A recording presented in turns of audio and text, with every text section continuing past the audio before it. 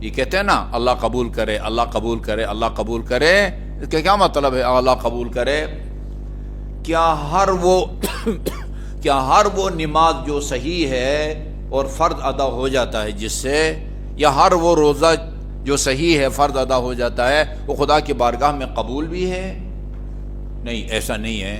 ہو سکتا ہے نماز صحیح بھی ہو، قبول بھی ہو سکتا ہے صحیح ہو لیکن قبول نہ ہو۔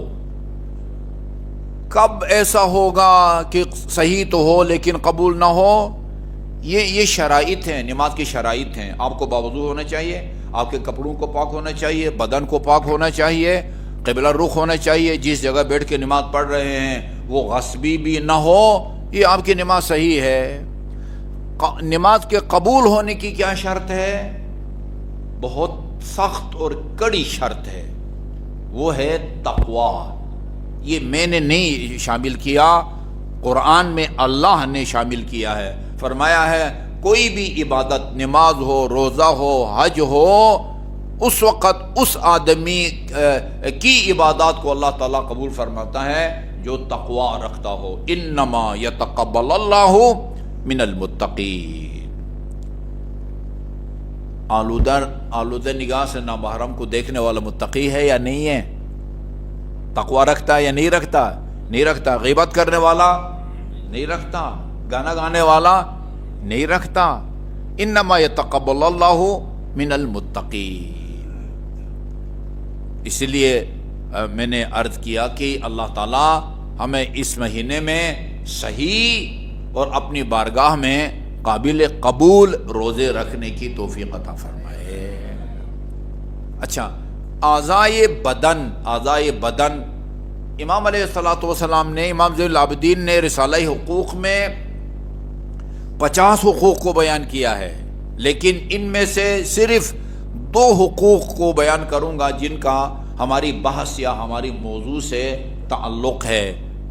آپ کا رمضان میں روزہ اگر آپ نے رکھا ہے، اس زبان کا جو آپ کے اوپر حق ہے نا، اس کو ادا کریں، اور ان کانوں کا اللہ جو حق ہے آپ کے ذمے واجب الادا، اس کو ادا کریں۔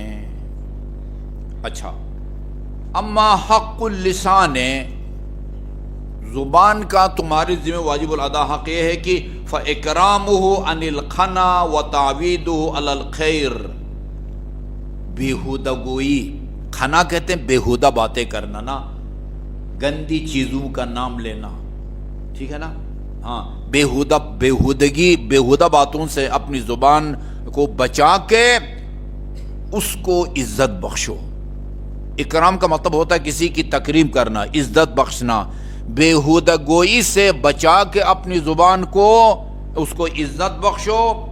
وَتَعْوِيدُهُ عَلَى الْخَيْرِ، ہمیشہ اچھی باتوں کا عادی بناؤ، زبان کو اچھی باتوں کا عادی بناؤ۔ وَحَمْلُهُ عَلَى الْأَدَبِ، ہمیشہ اس کو با ادب رہنے پر جو ہے نا وہ آمادہ کرو، با ادب، جس سے بھی بات کرے با ادب کرو، تہذیب سے بات کرو۔ وَإِجْمَامُهُ إِلَّا لِمَوْضِعِ الْحَاجَةِ وَالْمَنْفَعَةِ لِلدِّينِ وَالدُّنْيَا، اور اس کو کنٹرول میں رکھو۔ امیر المومنین کا فرمان ہے نہج البلاغہ میں، المؤمن ملجم، مومن وہ ہوتا ہے جس کے منہ میں ہمیشہ لگام ہو۔ اجمام کا مطلب یہ ہوتا ہے کہ اس کو لگام دو، صرف یہ ان باتوں کے لیے لگام کو اتارو، اس کو لگام دو صرف وہاں جہاں ضرورت ہو، اور وہاں جہاں پر آپ کے دین یا دنیا کا فائدہ ہو۔ لیکن دنیا کا فائدہ بھی کبھی جھوٹ بولنے سے دنیا کا فائدہ ہوتا ہے نا؟ جھوٹ بول کے پانی ملا کے کہے کہ میں نے پانی نہیں ملایا تھا، یہ جھوٹ بولتا ہے نا۔ ہاں، دین کا فائدہ ہو یا دنیا کا فائدہ ہو، البتہ جائز طریقے سے اس کو استعمال کرو۔ اچھا جی، والدنیا وَإِعْفَاؤُهُ عَنِ الْفُضُولِ الشَّنِعَةِ الْقَلِيلَةِ الْفَائِدَةِ، اور اس کو بچائے رکھو فضول باتوں سے جس کا کوئی فائدہ نہیں ہے۔ الَّتِي لَا يُؤْمَنُ ضَرَرُهَا، کہ جس کا ضرر اور نقصان سے بندہ محفوظ نہیں ہوتا، اس کا کوئی فائدہ بھی نہیں ہوتا۔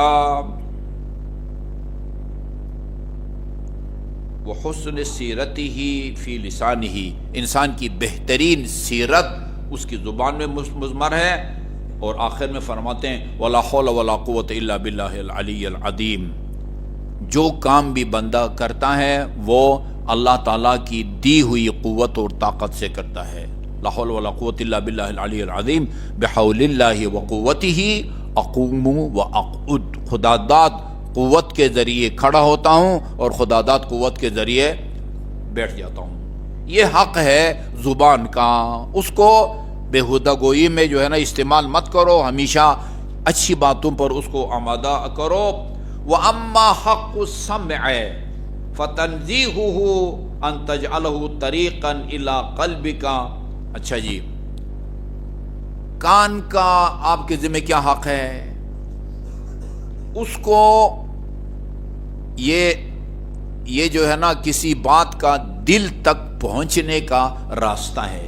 امام نے فرمایا یہ جو کان ہے نا، کسی بھی بات کا تمہارے دل تک پہنچنے کا راستہ ہے، اس کو بچائے رکھو اور صرف ان چیزوں کے لیے اس کو راستے کے طور پر استعمال کرو کہ جو ایک بہترین اور اچھی بات ہو، اس اچھی بات کو دل تک جو ہے نا پہنچانے کا اس کو راستے کے طور پر استعمال کرو۔ ایسا ہر الٹی سیدھی گالی گلوچ یا غیبت سننے کے لیے اس کو استعمال نہ کرو۔ بڑی وہ عبارت ہے، یعنی کان کا حق یہ ہے کہ تم اسے اپنے دل کا راستہ بنانے سے پاک رکھو، ہاں اسے اس بہترین بات کے لیے دل کا راستہ بناؤ جو تمہارے دل میں پیدا ہو، جو تمہیں بہترین اخلاق سے آراستہ کرے، کیونکہ کان دل کا راستہ ہے اور وہ بہترین